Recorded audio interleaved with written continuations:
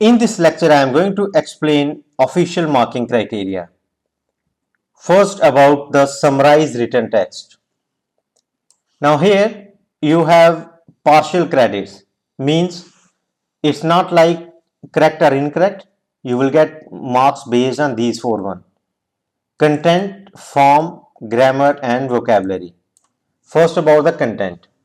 If you are summarizing everything correctly, you are covering all the points, then you will get full score in content. One single complete sentence, again full marks. Less than 5 or more than 75 words, then 0. In grammar, your mistakes are very rare. Punctuation is good, you will get full marks, otherwise like 1 or 0. And finally, appropriate choice of words. Okay, all the things are basic only here.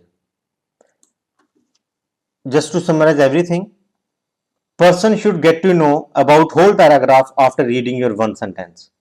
If he is able to visualize that paragraph, or if he is getting idea about the whole passage, you will get full marks. That's all, guys. Okay, coming on to your second type, that is essay writing. Now in essay writing we have like many points to keep in mind. First one is your content. Again, like details are there, but I will explain in my way. If your essay is answering the prompt, content is good, you will get good marks. Okay, you are not discussing all the points, or your level of your answer is not good, level of your essay is not good, then it will affect your score here.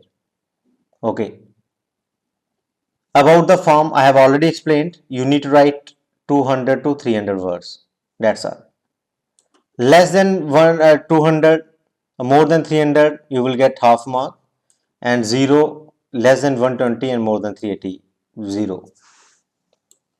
If your essay is structured, you are explaining in a sequence, your ideas or your viewpoints are logical, your essay is coherent, means let's say you are saying yes for a particular thing in the second paragraph, and then you are writing against it in the third paragraph, it means your essay is not coherent, so you will get 0. Okay, I feel like these two are connected.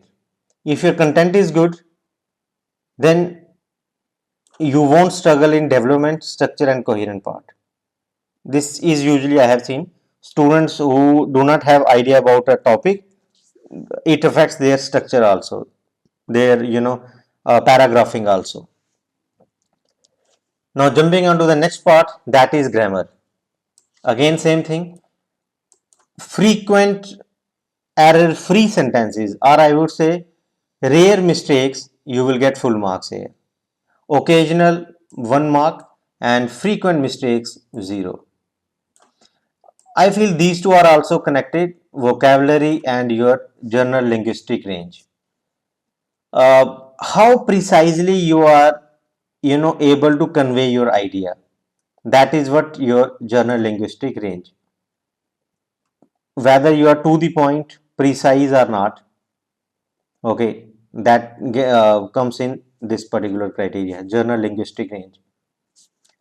Advanced vocabulary, appropriate words, collocations, okay, idioms, you will get good mark in vocab also.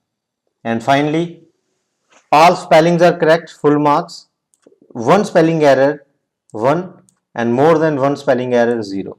For the first question type, summarize essay or summarize paragraph, your one sentence summary should be in such a way that we get to know everything about the paragraph. Okay, your one sentence should cover all the points. So if you are doing that, you will get full marks. In essay, content should be good, vocabulary should be advanced, frequent error free sentences are occasion rare grammatical errors, and your no spelling mistake. These four things you need to keep in mind for essay writing.